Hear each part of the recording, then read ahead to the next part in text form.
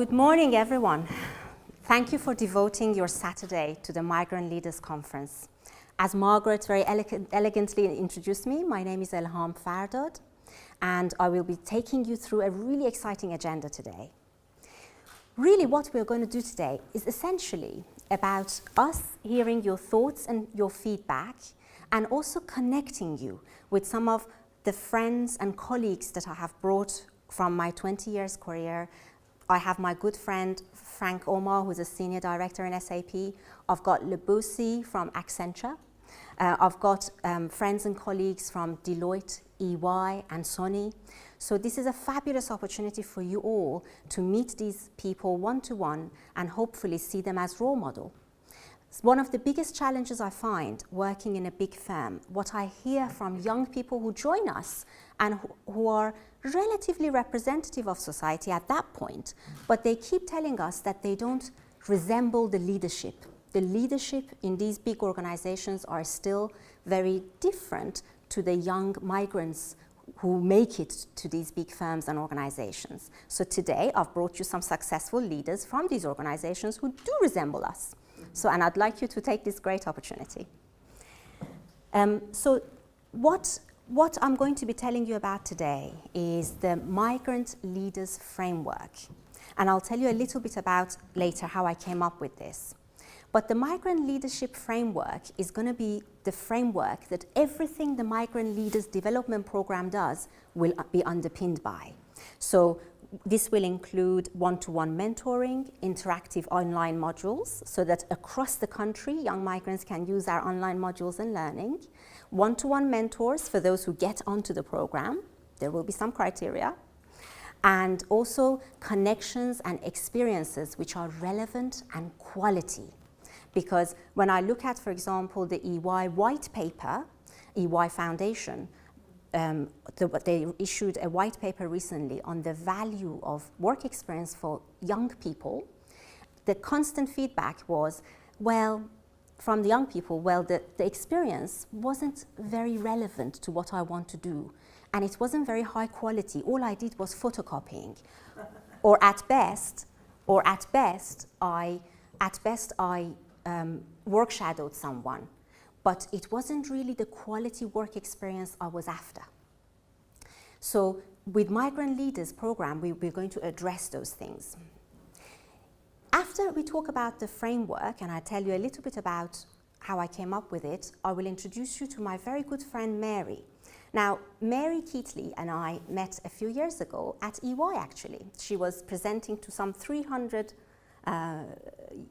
people at EY about leadership and resilience. I knew straight away, Mary knows, I went directly to her and I said, you and I need to keep in touch. And really the last few years we've done a lot of stuff together, working together, and we've become good friends. Mary is a top executive coach, and she coaches some of the most senior executives in leading firms in London. So today we have the privilege and the kind time that Mary has donated to migrant leaders. Thank you. We will also have the privilege of hearing from Matteo Bergamini. Now, Matteo I met, I think, at the House of Commons event. I remember you were sitting on my right, I think. And we didn't get to talk then, but since then Margaret has told me about what valuable work Matteo is doing. Matteo will be talking to you about mental health for young people. This is really important because when migrants come to this country, I know from my own personal experience, having come to this country 30 years ago at the age of 13, typically they lose their status when they compare to where they were in their previous societies. They don't have resources, money, connections. No matter how educated their families are, if indeed the families are with them, no matter how educated they are, like my family, we didn't know the system, we didn't know what to do, we didn't have contacts, connections, direction. And today, some of the migrant families who come over here are in much harder circumstances. I just know in my heart that there will be some talented, ambitious ones who are willing to put in the hard work, and we've just got to help them achieve their objectives, and we've got to help them fulfill their potential. So after Matteo, we will have a bit of lunch. So we will give some nice buffet food, and also the workshop session. Now, the workshop session is an amazing opportunity for some of the young people here to work, possibly for the first time, in a professional setting, the way the big firms do, with some of the colleagues who I've invited. And that workshop session is about you guys telling me what features you want in our website, which is going live in 8 weeks' time. And I'm going to introduce to you a technique called agile development, which IT people like Omar and my husband Jose, use in order to develop the kind of features and functionality that the users want from a website. So I'm going to use that methodology in a small way today in the workshop. That will be followed by our final session, which is the informal networking. And during the networking session, we have about half an hour together, and you will be able to meet some of these leaders from these organizations one-to-one. Now, my tip to you is make your connection, throw me out of the middle, make them your personal connection so you have a direct line to whoever you want to meet today. Get advice from them, ask them about their role, about their organization, what kind of person they're looking for. So I'll be going round at that time because I know most of the young people here and I know all the experienced, mature people here, and I will be trying to connect you together. I can see common objectives already. So with that in mind, the final part that I want to share with you today is the migrant leader model. Now, let me tell you how I came up, a little story about how I came up with this model.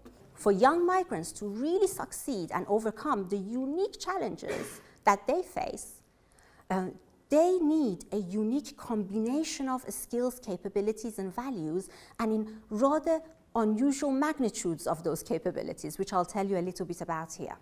So I sat down till 7 a.m. and I literally, thank you, Jonathan, I literally downloaded from my mind what I thought helped me succeed, at least in this country. I've made plenty of mistakes, which is why I learned much more than I would have done if I didn't make those mistakes. So I'm going to share that model with you now.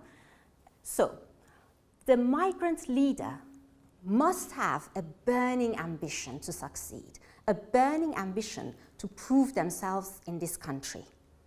Anything less than burning ambition will not do, because the barriers that we're going to face as young migrants, as young people, as people from deprived backgrounds, similar barriers, but young migrants particularly need to really build their motivation, their drive, their desire to succeed, such as this burning ambition, because that burning ambition is going to help you blast through the barriers that you're about to face on your journey. Coupled with that, you hear a lot of people who say, oh, I want to make it. Yeah, I'm going to make it, but they don't come up with a plan. You need to be networking, making connections, reading, researching, trying work experiences, everything you can do to establish what direction do I want to go, and therefore, what should my plan and vision for my life be. Vision both in your personal life and your studies and career. These things go hand in hand. One cannot operate successfully without the other. Now, even that is not enough. To have ambition and a plan is not enough. You need to be hardworking and do it faster and better than anyone else out there. I always say having talent and ambition is a bit like having a Ferrari, but you're not willing to put petrol in it, or diesel, whatever it may be. If you don't put fuel in the Ferrari, it's no good. It's not going anywhere. Hard work is the fuel that you put in your Ferrari. If you think you're a Ferrari, then do yourself justice and put in the hard work, please. Yeah? So, the top section then is all about building yourself and your plans, your ambitions. But that's not enough, because sustainable leadership, and in fact, in my mind, the definition of leadership is someone who not only builds himself, but builds others, who impacts others, who helps others succeed. One of the key features of leadership, I think, are people who, when they work with others, who become friends with others, those people are really impacted by them. And those people's lives and careers and feelings really mutate to a higher level as a result of their interaction with that person. So build others, trust them, create trust in you. Make sure that what you think is what you say is what you do, and what you do becomes a habit, and that becomes your character.